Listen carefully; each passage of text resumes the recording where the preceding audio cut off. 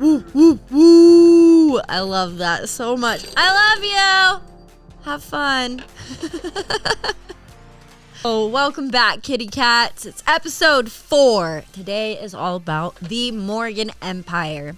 And I did decide to record in my tutu because I've learned when shitstorms are brewing, everything's better in a tutu. And if you're watching on YouTube, I know it's cute. Especially my hair today. Hey. You're cute, and thank you for watching. This podcast is called Hard Talks. Woo! Yay! Today I'm telling you all about the infamous Morgan family dynasty and the conspiracies that have been intertwined with the name for nearly 200 years. All right? Long time. They are the third family out of 5 thought to be wealthy and powerful enough to rule the world. As we talked with the Rothschilds and with the DuPonts now, the Morgans were really pillars and kind of curators to our society in weird, hidden ways, especially our economy. They would heavily involve themselves in the finance of our country, as well as the creation of the Federal Reserve and kind of our banking system as a whole. So, thanks, guys. There's also much speculation that, like these other elite families, they have deep-rooted connections to these secret societies and the Illuminati. Ooh. Today, we're just going to jump into that rabbit hole, so get ready. Just remember, here at Hard Talks, we treat all these conspiracies as such, considering they have never been confirmed or denied. They are still technically whispers. However loud these whispers have grown over the years, whatever. I'm not saying it's all true. At the very least, it's a very good, very interesting story. So just keep your minds open. Think unlimited. These godlike wealthy families do have a great power and ability to suppress the truth, but how you filter the following information is totally up to you. That said, to be honest, I didn't want to start off with the Morgan family because to me they have the most recognizable, infamous name. I mean, J.P. Morgan alone might be the most famous bankers ever. You know, he looks pretty similar to our Monopoly man, which you'll find very fitting. Some say the Monopoly man was even fashioned after J.P. Morgan. Anyway, have you heard of a little banking institution called J.P. Morgan Chase Bank? Oh yeah, babies, hide your money. Or you may have heard of a little boat accident that still goes down in history, like 110 years later, as one of the most famous shipwrecks of all time. Does it ring any bells? Sinking of the Titanic. My heart will go on. I'm not laughing because it's actually tragic, but I mean, come on, J.P. Morgan owned that ship, and he may have sunk it. But more on that later. I didn't want to do the Morgans first because back when Sarah and I were doing the podcast together, we did an episode on the Titanic. Because I've had this weird fascination about it for as long as I can remember. I think it's episode 75. Go listen. But as I was doing all this research, I kept coming across one name, John Pierpont Morgan. Not only because he owned the White Star ocean liner, but because there were many, many whispers already swirling about this guy, about how savage, ruthless, and barbarous his business practices were. And these stories also entailed what sweet JP was willing to do for a buck, and a quick one at that. Pretty much anything. He was willing to do pretty much anything for a buck. But anyways, I already had this bias about this family before I realized that they were involved in this conspiracy of ruling the world. But when I learned of it and the very real gravity of these theories, I thought, gosh, if there ever was a family to fit the bill, this would be one of them. I could see it. I mean, when they're raised and perfectly geared towards domination, it doesn't seem so implausible. With an ancestor like JP, you'll see why. John Pierpont Morgan was born April 7th, 1837 in Hartford, Connecticut. This douche nugget is considered the driving force behind the wave of industrial consolidation in the U.S., meaning he busted his balls to merge and or acquire many smaller companies, and absorb them into much larger ones, which is a really nice way of saying John Pierpont Morgan was known for ruthlessly monopolizing kind of everything. Or, maybe we should call it Morganizing. He Morganized everything. Pretty much any industry he found interest in. So that kind of sucked for everyone else. In fact, when I think of monopolies, I think of this monopoly man. It's like synonymous with the guy. More so with any of these other families. And that is saying something, considering all the cookie jars we learned these other families have their hands in, JP was a greedy bastard. And that's not me being mean, friends. It was his reputation. In almost everything you read about him, that's how he's described. Gluttonous and vengeful, really. And I don't know why. Maybe it was just the time of the Gilded Age, easy opportunity, easy prey, easy takeovers. But he did have a good upbringing. It's not like he had his family to blame. As good as one could have in the 1840s in Connecticut. They weren't poor is what I'm saying.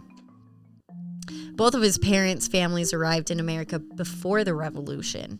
His mother, Juliet, was a reverend's daughter in Boston, Massachusetts. God, could you imagine being a reverend's daughter in any time period? Yeesh.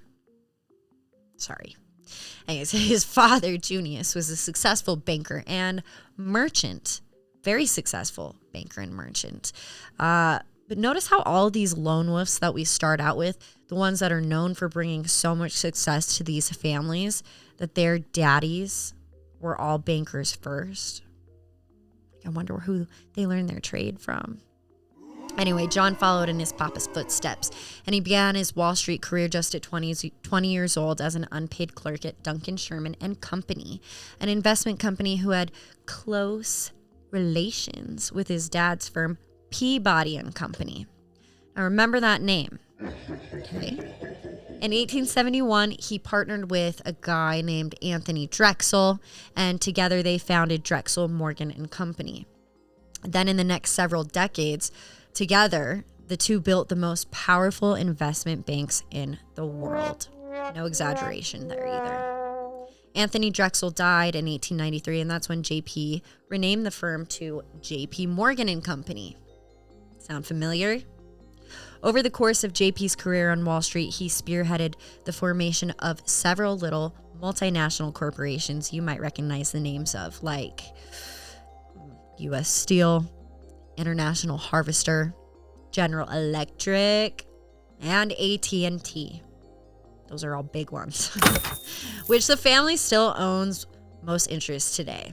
JP and his partners also held controlling interests in numerous other American businesses, including Aetna, Western Union, Pullman Car Company, 21 railroads, which the family also still owns most interests in today. Oh, yeah. And then JP also took an interest in those little cruise liners I mentioned. That's when he bought up the Titanic and her two sister ships. He was also apparently an avid collector of gems, arts, and books, a major benefactor of many museums, and he loved long walks on the beach. Oh yeah, I forgot this isn't a profile to swipe on Tinder. That's just something I found funny, in all my research. Call me crazy, but I didn't peg JP as a crystal lover. But you will learn that this guy got around. Okay? I guess we'll start at a point in American history where there was a lot of panic. Great place to start. Not much has changed. We discussed this in the Rothschilds episode because the homies did it together. So cute. So we won't go into too much detail about this incident, but it is important to highlight how closely connected, how great a friendship the Morgans and the Rothschilds had and how they maintained their control here in the U.S. for them. The Morgans essentially became covert spies for the Rothschilds during the 19th century, giving insider intel to the Rothschilds regarding politics, finances, you name it. Some suggest that since the Rothschilds are predominantly in Europe, that they created this great friendship with families like the Rockefellers, DuPonts, and the Morgans here in the States to help maintain that control for them. Now, remember also there have been like 4 great recessions throughout our country's economic lifetime. The recession of 2008, the Great Depression in the 20s, Great Panic of 1907, and the gold shortage in 1893. During the gold shortage in 1893, there was a growing worry amongst the everyday people about the flow of the nation's surplus gold going to different nations. Rightfully so. I still worry about that. But Morgan took advantage of this current climate, this situation, and he lent out a helping hand. But not out of the goodness of his heart. Oh no. The exchange probably went something like this. I can see it. Morgan. Hey, Nathaniel Rothschild. You want to go in on bailing the United States government out of this gold shortage so we can make them our bitch? And then Rothschild sitting across the Atlantic in England with this cup of tea there. You know, let's sip it. Pinkies up. Sure. You want to get some tea and maybe some biscuits after? Don't you see it? And the deal was struck. John Pierpont seized this opportunity to save the economy and restore confidence in the dollar, sure. And in doing so, he saved the gold standard. But what happened next is questionable, frankly. I would say that. President Grover Cleveland felt indebted to Morgan. Well, I guess technically because he was. But he then agreed to let Morgan lead a group of bankers, which incidentally included the Rothschilds to begin selling U.S. bonds to buy back gold from these foreign investors. But with that transaction alone, that gold and bond exchange, J.P. Morgan now controlled the United States gold supply, allowing him the flexibility, kind of do whatever to finance and create the company U.S. Steel, for example, which I mentioned and is still huge today. I mean, do you see the cycle of interest here? The U.S. made itself flat-ass broke by giving too much of our gold to other countries that we have alliances with. Think the Rothschilds, who are stationed in most of those European countries. And now our government is borrowing gold back to keep them afloat from said European Rothschilds. And the guy who owns like every industry in the United States. Hello, who's that? Oh, it's JP. Oh, and while you think, oh, that's so cute, how sweet of them. Well, no. Now the Rothschilds and the Morgans are like making bank off the interest of the millions of pounds of Rothschild gold that they loan to the United States. You know, think of your high-ass loan interest rates. They could have survived off of millions for generations just on the interest that they would make on these loans alone. But, I mean, it's kind of brilliant. They make money no matter what. You know, these guys should prove that they're not evil, at the very least, by sharing their banking knowledge and expertise, you know, to try and help us all get ahead. But then, you know, even as I say that, the joke's on me, because that just kind of proves that they're evil, because they've never once helped the general population try to get ahead. Or, you know, they don't want us to get ahead. They want us to be under their thumb. They want to keep us poor. And guess what, besties?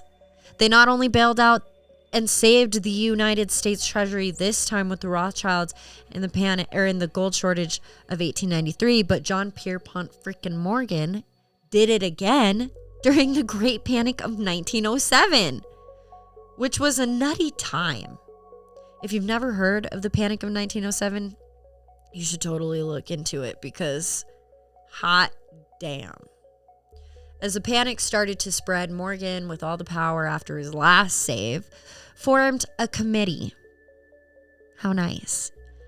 This committee would determine which banks could be saved and stay open after the panic, and which banks could not. This committee answered to 3 men: J.P. Morgan, George F. Baker, he was the head of the First National Bank of New York, and James Stillman, he was head of National City Bank of New York. And then it said that at the end of countless hours and committee recommendations, only 3 banks were left off the list to save after the panic. Okay, they only decided to save 3 banks. The Hamilton Bank, which J.P. Morgan ended up taking over, the 12th Ward Bank, and the Empire City Savings Bank. All these banks were in Harlem, actually, as Harlem was hit really hard by the lack of attempts to aid it at the time. But then J.P. Morgan started taking over everything with the great hunger and, honestly, right under the noses of everybody. Nobody was like, hey, should this one guy own like every major banking institution and company I can think of? And I'm sure they're all sitting in a circle with their winks in their hands looking at each other like, no, that doesn't seem weird. Jimmy, does that seem weird to you? No? Oh. Continue business as usual. Go. Yes. He absorbed the Mercantile Trust and 6 more trust companies and banks, including the 2 largest banks that were hit the hardest, which was the Trust Company of America and Lincoln Trust. Morgan's Guarantee Trust and Manhattan Trust companies would then go on to control them with, wait for it, the Rothschild family U.S. emissary. Yeah. His name was August Belmont, and he was at the helm of this merger. Okay, did you hear me? A Rothschild is approving this merger. Okay, well, they're not connected at all. Oh, no. Oh, and I want to give you an example of how cutthroat J.P. Morgan really was. He promised this one gent, Charles Barney, that he would help save his bank, the Knickerbocker Trust, which was kind of the reason for the panic of 1907. But it was one of the largest trust companies in the country at the time, and it was one of the biggest trust competitors to Morgan. Remember, JP has all the power because he got to approve which banks would stay open during this recession. But Morgan decided, air quotes, last minute, that this institution was no longer worth saving. Even though, like I said, it was one of the largest trust companies in the country at the time. So I don't really know what JP's reasoning was other than he just wanted to get rid of this guy. And sadly, JP did just that. When Knickerbocker Trust closed its doors, soon after, Barney committed suicide. It's actually really very sad because when I was doing my research, there were like 7 Wall Street brokers who ended up killing themselves throughout the duration of the Panic of 1907, which, my dudes, only lasted for 3 weeks. Okay? This recession, it was crazy. A lot of people think the panic was orchestrated with the elite family in mind because it came out of nowhere. And it was wild. Okay, the Panic of 1907 really was an anomaly. And it almost destroyed this country. But it kind of disappeared, if you will, just as fast as it crashed the market. So, But JP's domination didn't end with the closing and absorption of all these banks. No. Morgan began to absorb hundreds of companies. Okay? One in particular setting off a lot of radars to the public. Hello, finally. It even had monopoly bullshit detectors blaring in Washington, D.C. The Panic of 1907 hit one of Morgan's competing companies particularly hard. And Tennessee Coal and Iron Company was losing its stock value faster than I said that. So, not good.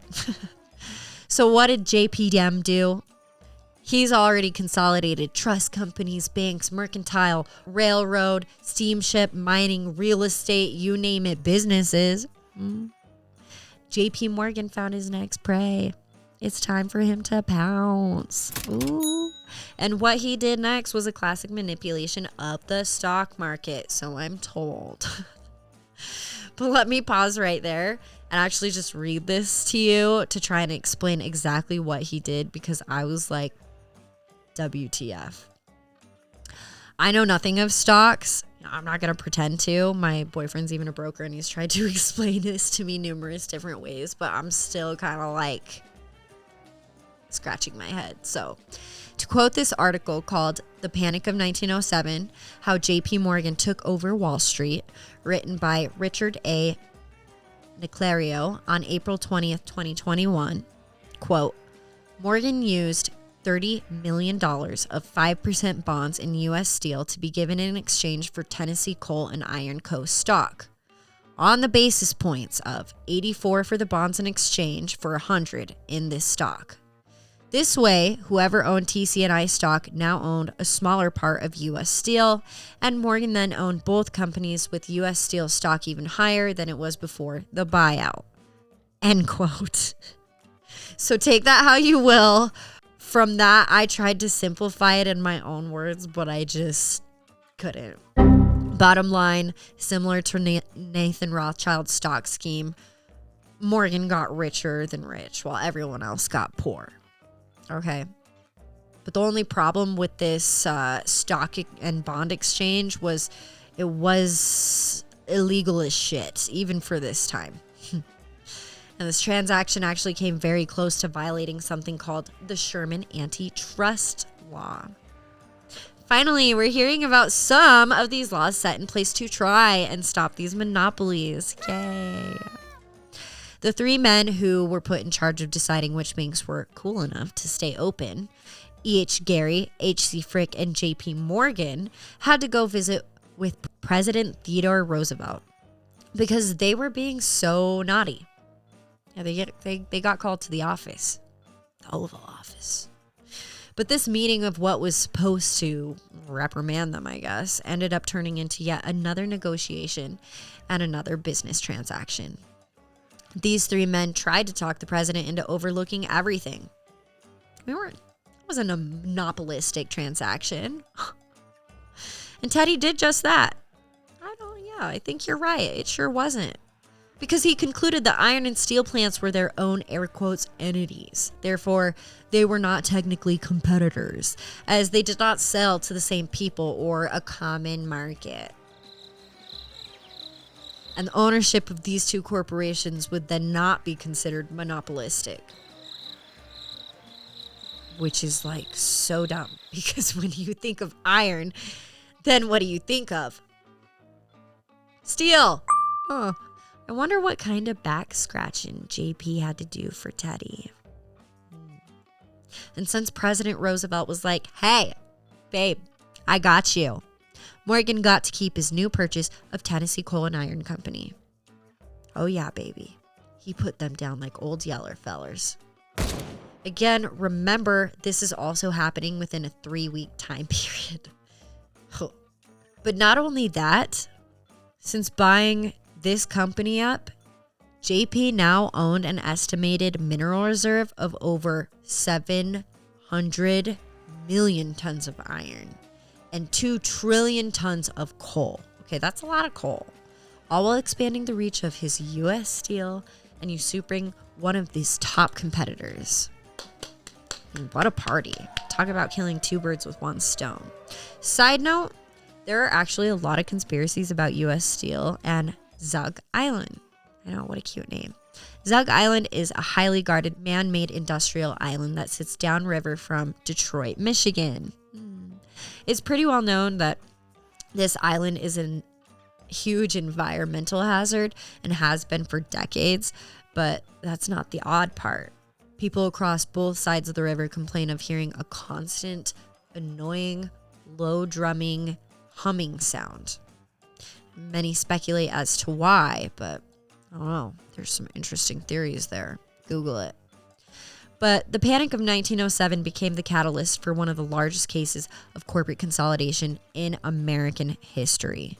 The questionable circumstances and outcomes of the Panic of 1907 and JP Morgan's massive advancements and takeovers led to Louisiana Congressman Arseny Pujo's money trust investigations, and a banking and currency report immediately to follow in January of 1913, which is crazily enough the year JP Morgan Sr. died.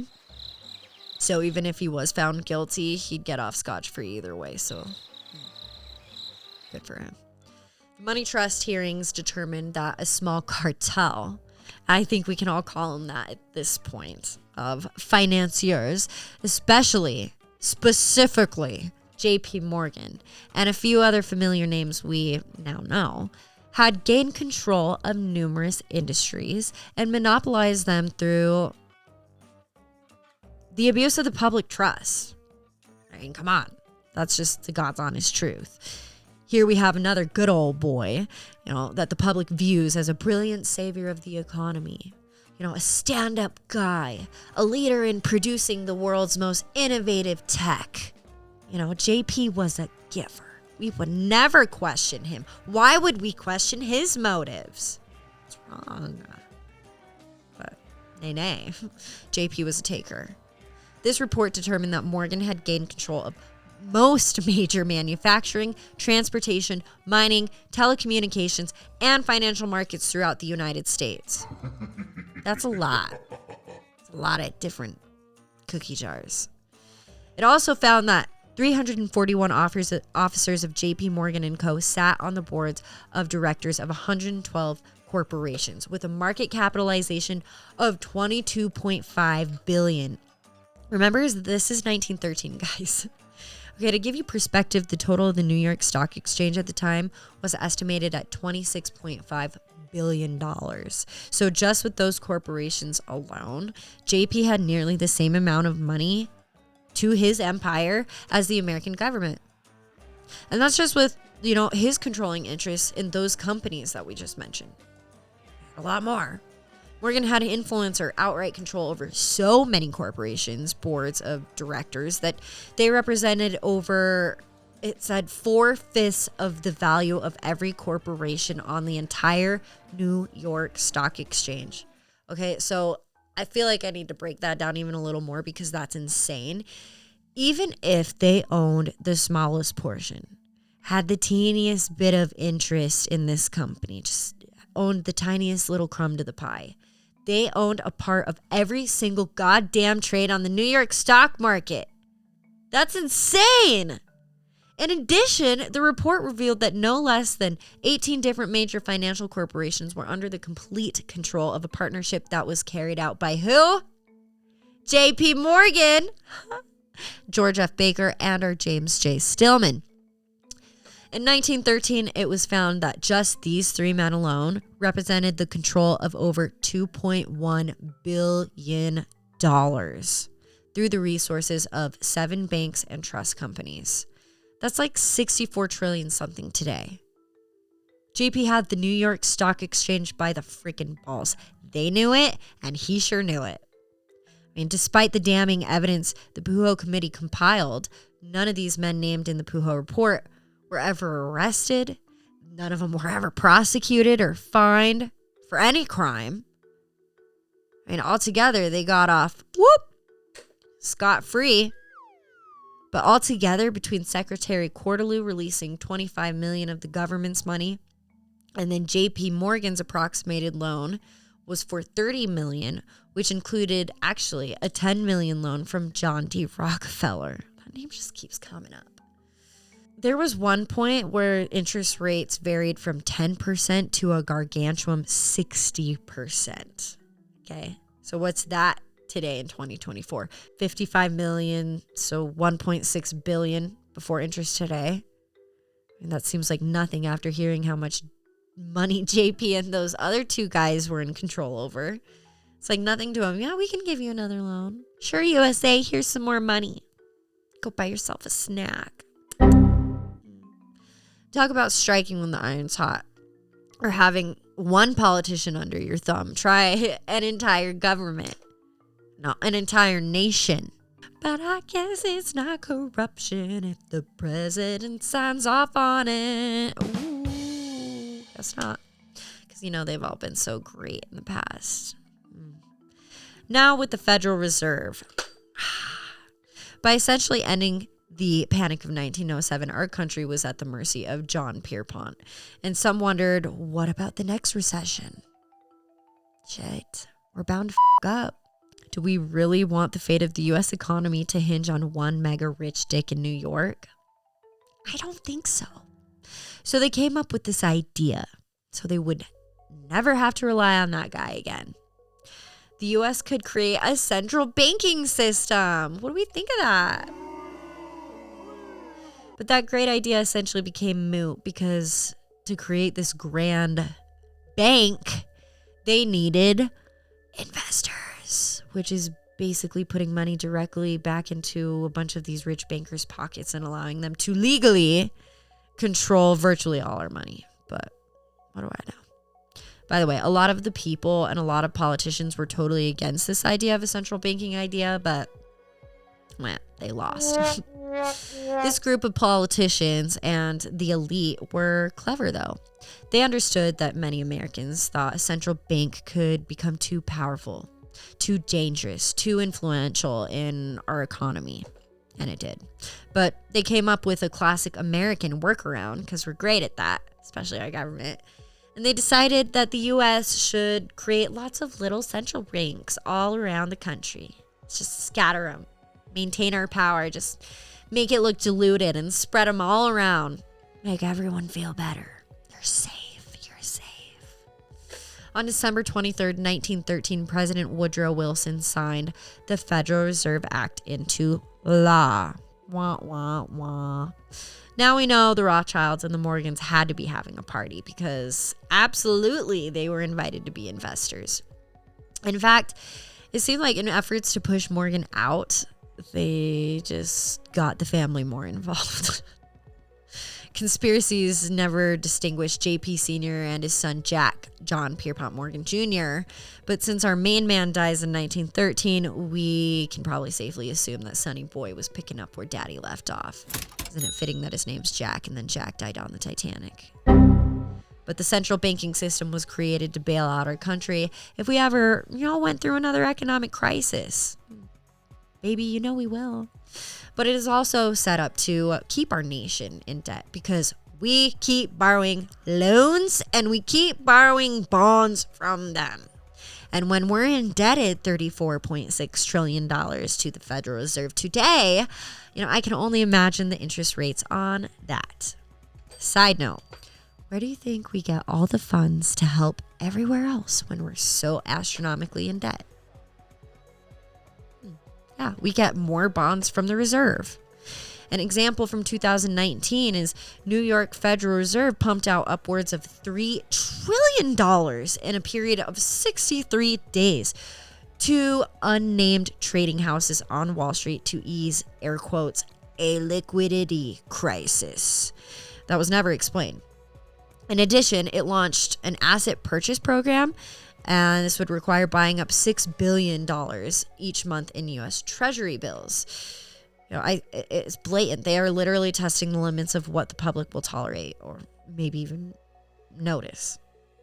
But the craziest thing about the Federal Reserve is when it was created, it was granted immunity from basically ever getting in trouble. They are in control of the value of our dollar because they keep printing money and they can print as much money to their discretion as they want. Y'all see the pickle here? It's a big one. Today, the Federal Reserve is still a private entity due to contrary belief. It is owned and operated by 12 regional banks, each serving a special district. Now, the Reserve keeps a tight lid of its inner workings. Of course they do. To ensure that no single entity, including private individuals or families like the Rothschilds or Morgans, look like they own or control most of it. They keep that discreet.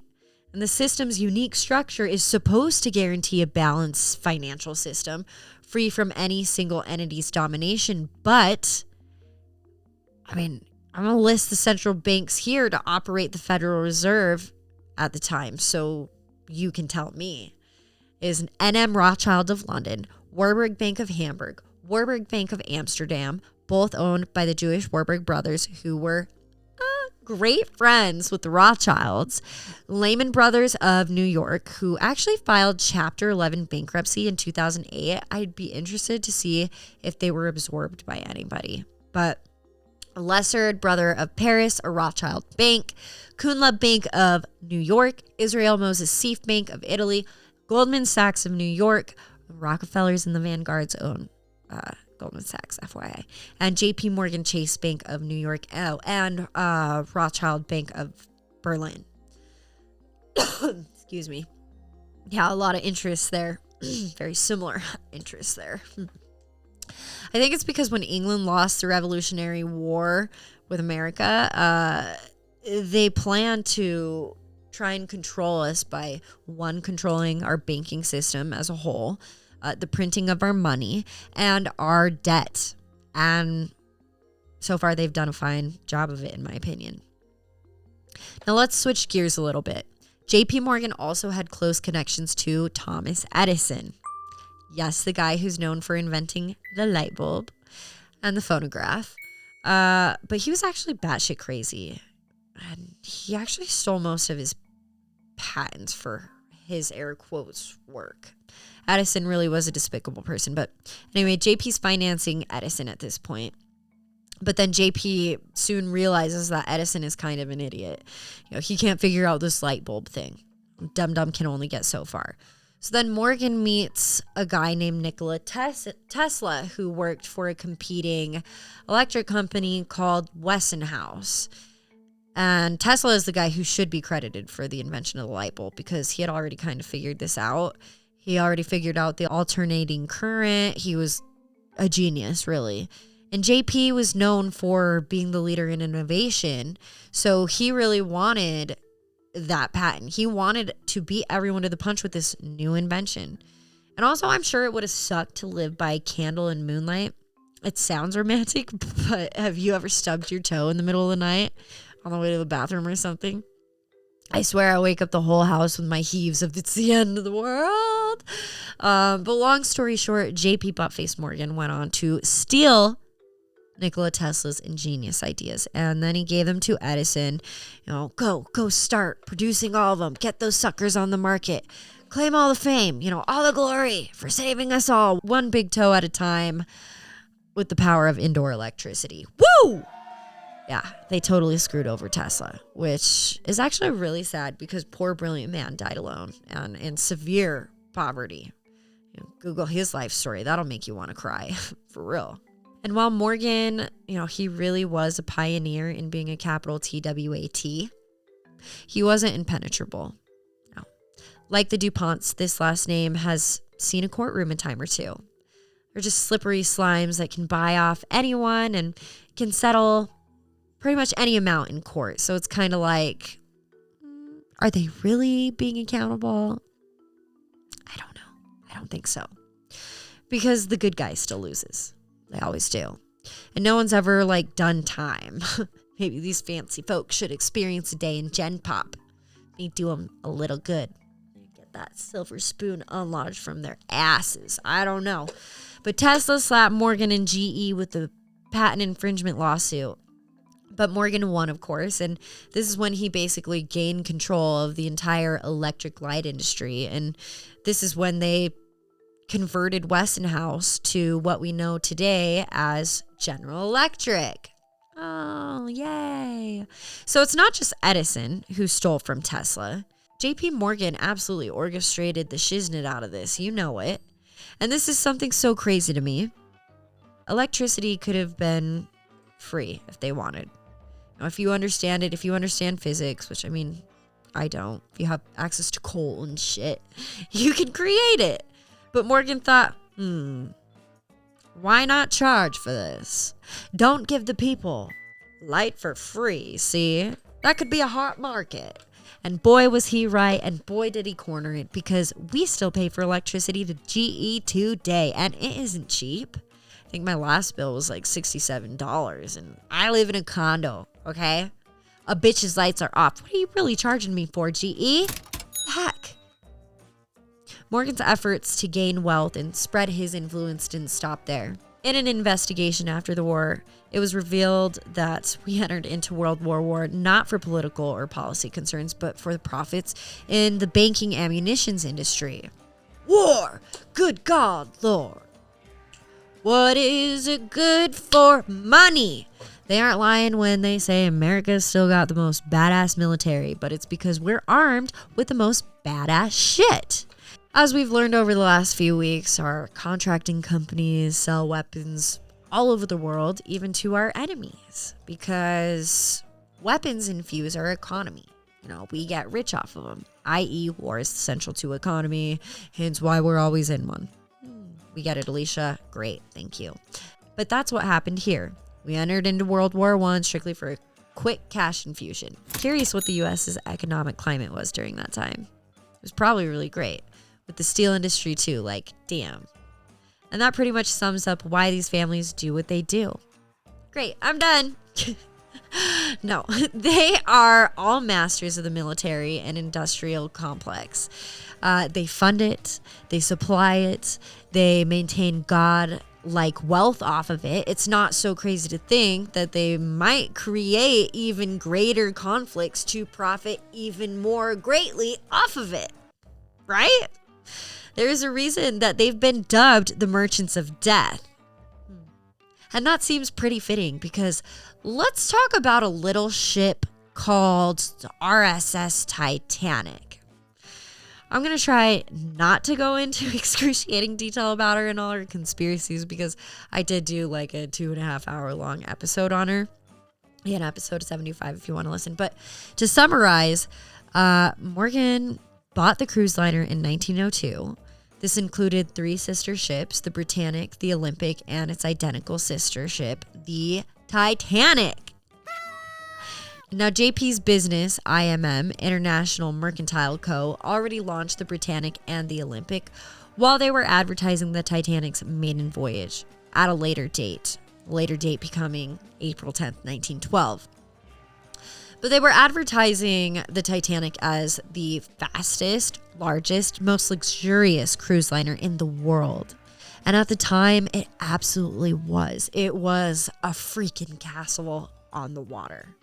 The Titanic was made to be beautiful and innovative in size, sure, but it really was the speed that they were after.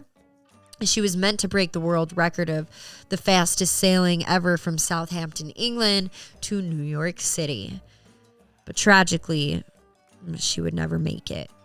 On April 15th, 1912, hauling ass at its maximum speed of 20.5 knots, the Titanic hit an iceberg that inevitably broke the ship in half, sinking it to the bottom of the Atlantic Ocean. It killed more than 1,500 people out of the 2,224 who were said to be on it. Now, there's so many conspiracy theories about this fated incident because during this time, it was very much like the Wild Wild West in the sense that it was lawless. There were no regulations or restrictions. There were no safety codes, protocols, or policies you had to follow. The Titanic is the perfect example of that.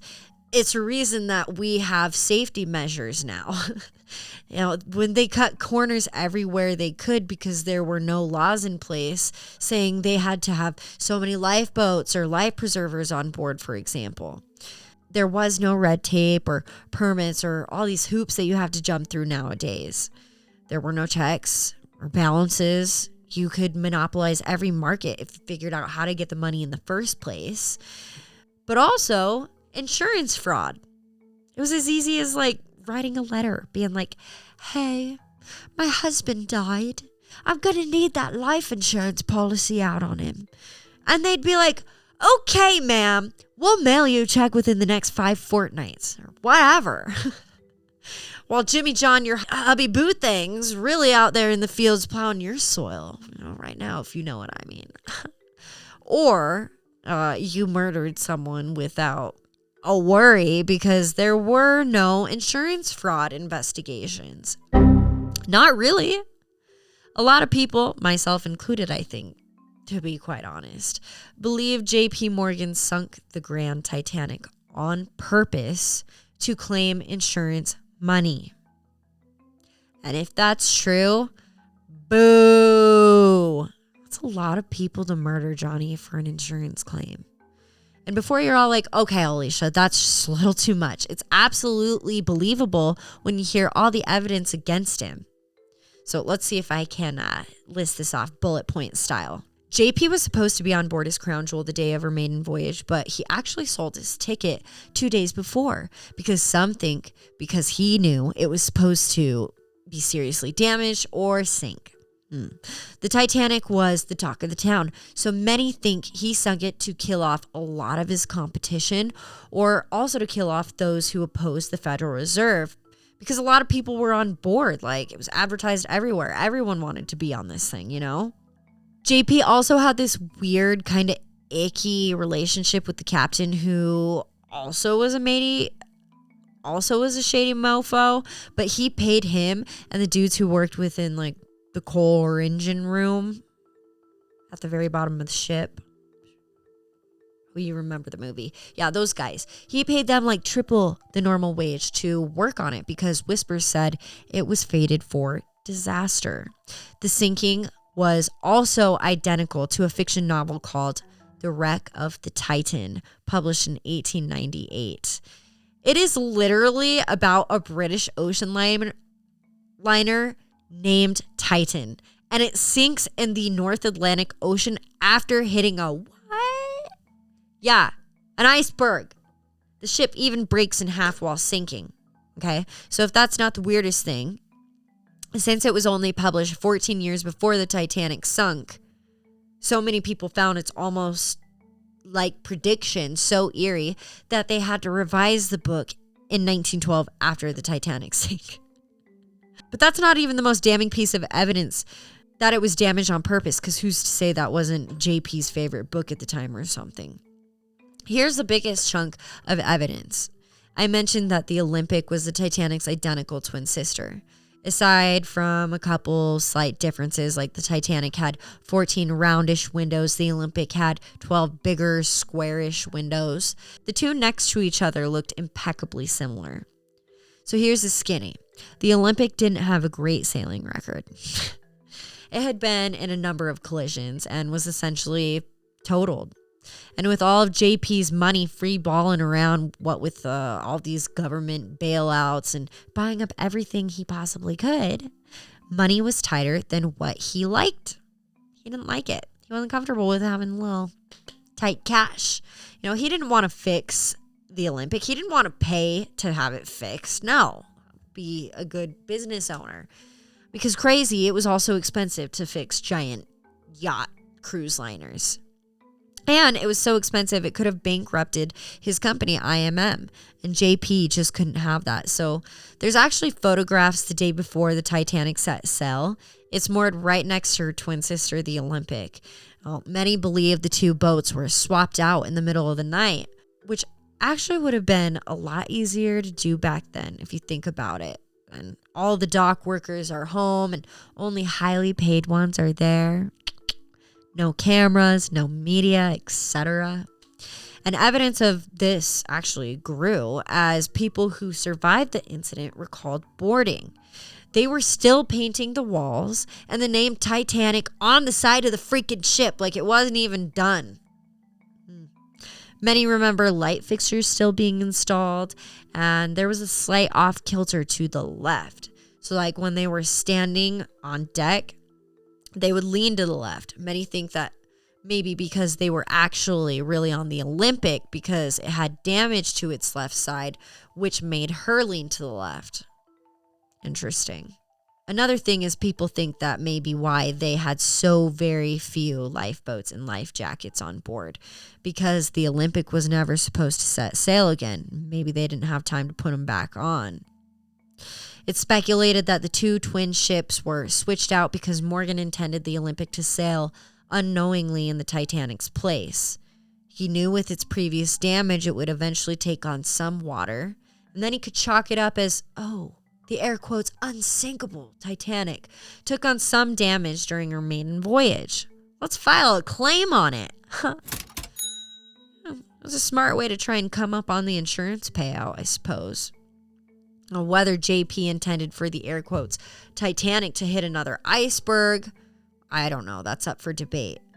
But it is said, since the Atlantic is riddled with icebergs, the captain received over 10 iceberg warnings that night via Morse code before it struck. So if he really intended for that extent of damage, I mean, if he really meant to kill all those people, that's up for debate. Whether he intended for it to sink, I can't say, but I believe the rest. I think he absolutely would have tried to come up on some insurance money, and he still did. It's also questionable what with cutting corners that they did. Conspiracy aside, there were only 12 lifeboats on this ship for over 2,200 passengers. Some speculate he did try and have everyone killed because there was a ship not 20 miles from the wreckage filled with life preservers and blankets, but they never came to rescue anyone. And there's so much more, but it would take me so long to go over everything. Just look into it. All we know is J.P. Morgan never took responsibility for the tragedy. He was never charged with anything, and he did get an insurance payout after the sinking. So we'll never know the truth, but if this conspiracy theory is true, you can actually visit the real Titanic in Ireland. I know, holy bananas. By the Second World War, the arms manufacturers were rumored to ally with Morgan's son again. There are even some conspiracies that think the Morgan family helped orchestrate the attack on Pearl Harbor to get the U.S. fighting and to also make exponential amounts of money through war. Now, we need to talk about it. The Illuminati and other secret societies. So remember John's daddy's firm, Peabody and Company? Well, he had his own Freemasons faction called Illuminati Peabody Foundation. Weird. He was in such high regard by the elite that they have made a statue of him across from the Bank of England. So there's your evidence. Some. But Peabody was getting old, so he turned to his young partner as his successor, Junius Morgan. Remember him? He was called on to help restore the French economy. He was brilliant. And it was around this time his bank was talked of as rivals to the Rothschilds' new court. But Junius was already kind of like a spy, like an agent for the Rothschilds. So when he prospered, so did they, and so did the Illuminati. Because if you remember, who is the architect behind the Illuminati? Amschel Meyer Rothschild. Boom, boom, boom, boom. Crazy. In 1865, J.P. Morgan got involved to help aging daddy. In 1869, J.P. went to London to meet with the Rothschilds. It said that they laid out the plans to form Northern Securities, a company that J.P. would rule as proxy for the Rothschilds. In 1871, after the Europeans got over their lack of confidence, if you will, at the end of the Civil War, money suspiciously began to start streaming across the ocean to the U.S., providing massive profit for the Morgan's firm and Morgan and Company, and financing the growing number of industrial projects in America. AKA the House of Morgan was getting hella freaking rich, and not just through their company's revenue, if you know what I'm saying. By 1896, the Illuminati families, Payne, Whitney, and the Vanderbilts, very famous elite family, all had dirty devil money in Morgan Guarantee Company, which was run by J.P. Morgan and Guggenheim Outfits. J.P. was very skilled at creating financial syndicates for the Illuminati and joint efforts to further the air quotes great plan. It's not terrifying at all. President William McKinley actually began prosecuting the Rothschild Morgan-run company Northern Securities under the antitrust laws in 1900. But then in 1901, McKinley ran for a second term and appointed a new vice president, Theodore Roosevelt, who is now known to be a revered Illuminatus. Less than a year later, President McKinley was assassinated. When Teddy became president, The prosecution of Northern Securities stopped completely. I wonder why. For this reason, some people think McKinley's death was ordered by JP Morgan and the Rothschilds.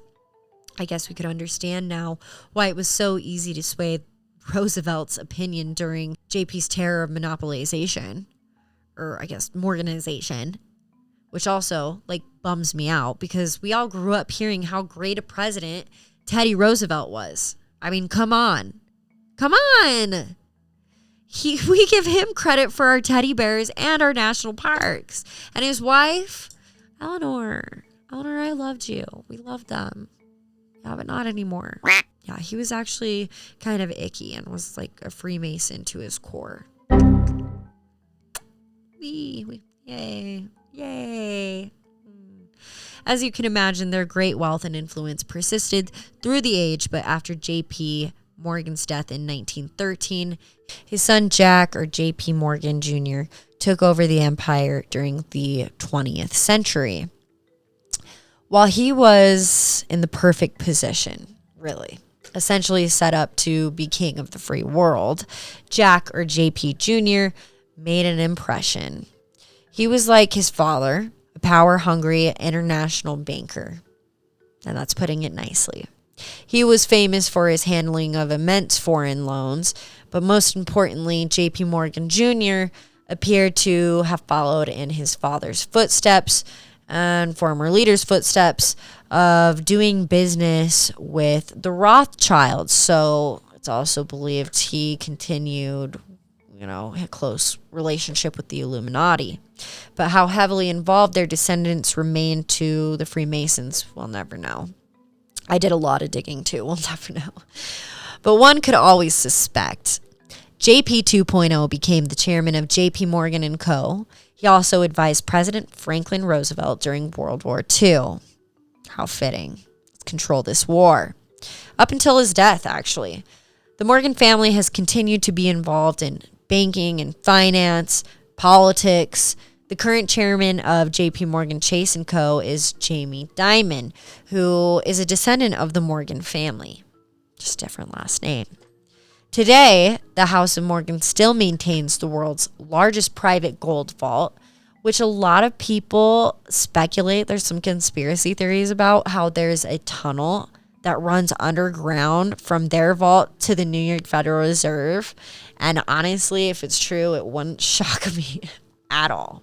Even today, the Morgan legacy still has enormous influence, and, they're able to sway both in business and political theaters.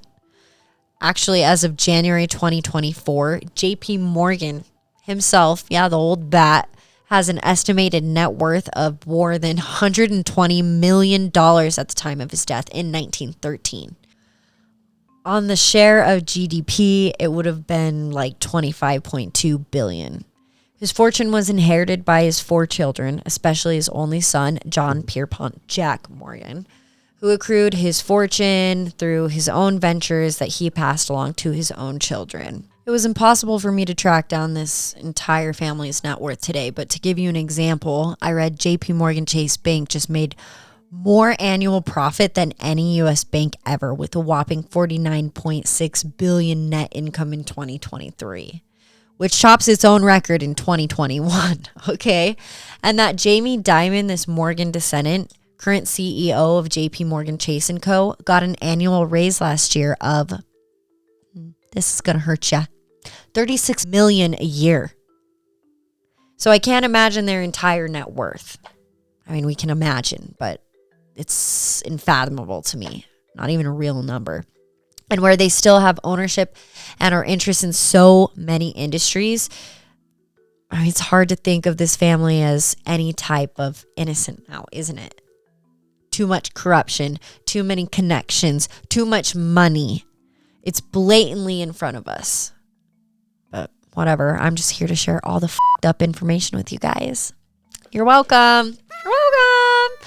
Like I said in the beginning, believe what you want. It's just so obvious to me. Because everything we hear about these elite families has to be true, in my opinion. I mean, 70% of the conspiracies we hear about do turn out to be true. So why is it so crazy to think that someone who literally bulldozed his way to high society and complete control over the world, why his family, who's literally been sat on an empire throne, why they wouldn't care to follow in his footsteps? No shit, of course they're going to. However large a presence this family still has in America, as Morgan leadership changed over the years, they were actually replaced by the means of wealth and power by a different family, by the Rockefeller family. So I guess you know what that means. Next week on Hard Talks, the Rockefeller bloodline.